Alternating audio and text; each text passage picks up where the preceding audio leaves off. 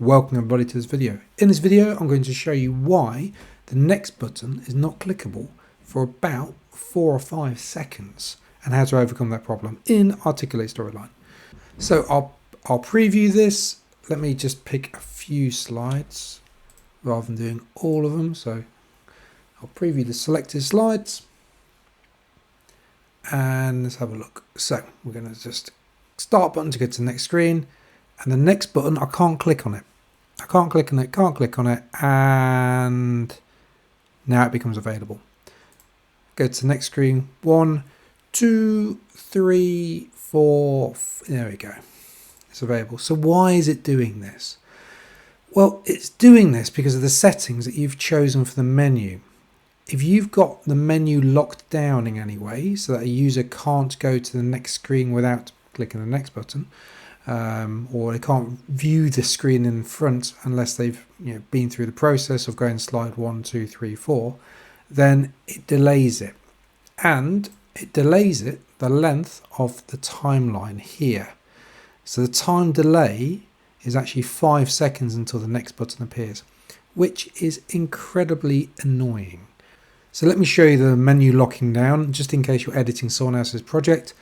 Go to Player,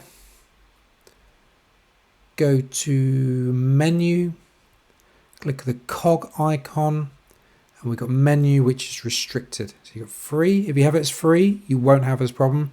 If you have it as restricted or locked, you have this problem. So we'll leave it as restricted because that's what the person wants, which is absolutely fine.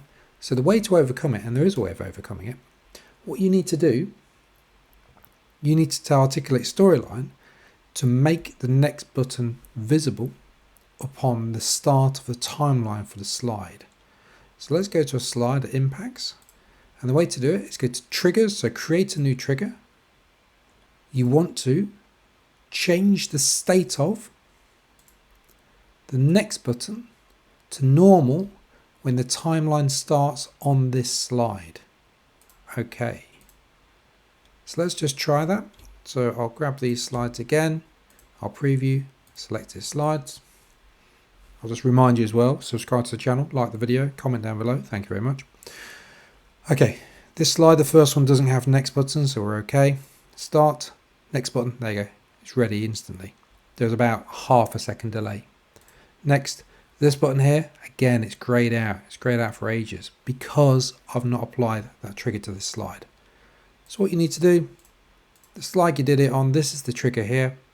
Click on the trigger, Control C to copy it, go to the next slide, Control V, paste it, next slide, Control V, paste it, next slide, Control V, paste it, and so on. Do it for all of the slides that it impacts. Let's try it one more time, see if it's worked.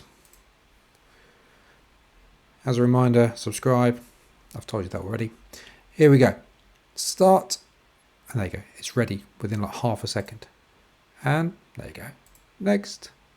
Next. You get the idea. So that's it solved for you. So if you're having a delay of like 4 or 5 seconds, that's the reason why. What you could do, and I wouldn't recommend it, you could just drop this timeline here all the way to the beginning. But the problem with doing that is that if you've got things on your timeline, I don't know if I do actually. Here we go. I've got these elements on my timeline coming in at different times. If I drop that all the way back, well, it's going to impact everything that's on the slide. And I don't really want to do that. So do what I showed you with the trigger for the next button. Anyway, thanks for watching the video. Enjoy fixing all those triggers for the next button.